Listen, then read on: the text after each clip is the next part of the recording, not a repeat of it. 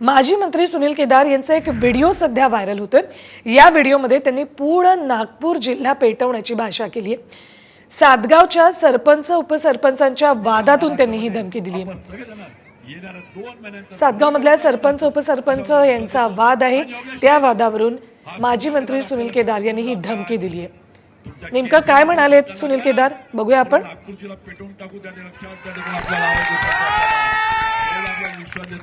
आपण एक चांगली संस्कृती इथे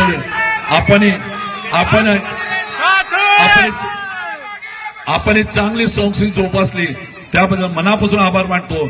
आणि ह्या सातगावच्या एमआयडीसीच्या परिसरामध्ये गोरगरीब लोकांनी ज्या विश्वासानं खासदार देऊन दिलेला आहे त्यांचे प्रश्न सोडवणार नक्कीच हा खासदार आपल्याला विश्वास देतो आणि आपल्या शब्दाला विराम देतो। जय हिंद महाराष्ट्र। तर का नेमकं सुनील केदार इतकी निर्वाणीची भाषा करतायत जाणून घेऊयात आमचे प्रतिनिधी पराग ढोबळे यांच्याकडून। पराग, एका गावातल्या सरपंच उपसरपंचाच्या वादावरून थेट जिल्हा पेटवण्याची भाषा करतायत सुनील केदार, काय नेमकं गांभीर्य या प्रकरणाचं? नक्कीच कुठंतरी त्यांचं वक्तव्य जे आहे तर नागपूर जिल्हा पेटवून देऊ, ते म्हणजे एका प्रकारे जे या सरपंचावर गुन्हा दाखल झाला होता त्याला कुठंतरी मदतीची भाषा किंवा त्याच्या वक्तव्याला समर्थन करण्याची भाषा ही दिसून आली। कारण की ज्या पद्धतीने तो गुन्हा दाखल झाला होता आणि जर त्या कोणी तुझ्या केसाला धक्का लावला तर जिल्हा पेटून देऊ असं ते वक्तव्य होतं। खरं तर सातगावमध्ये ही सभेच्या दरम्यान हे वक्तव्य असल्याचं बोललं जात आहे। तो व्हिडिओ सध्या व्हायरल होते आहे।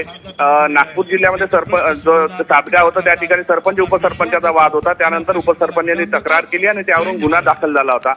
मात्र गेल्या काही दिवसांमध्ये आपण पाहत आहे की ज्या पद्धतीनं जे आहे भाजपकडून त्यांना अडकवण्याचा प्रयत्न होतो आहे किंवा ज्या पद्धतीने त्यांचा रोष आहे तो रोष अशा वक्तव्याच्या माध्यमातून समोर होताना दिसून येत आहे। ठीक, धन्यवाद पराग संपूर्ण माहितीसाठी।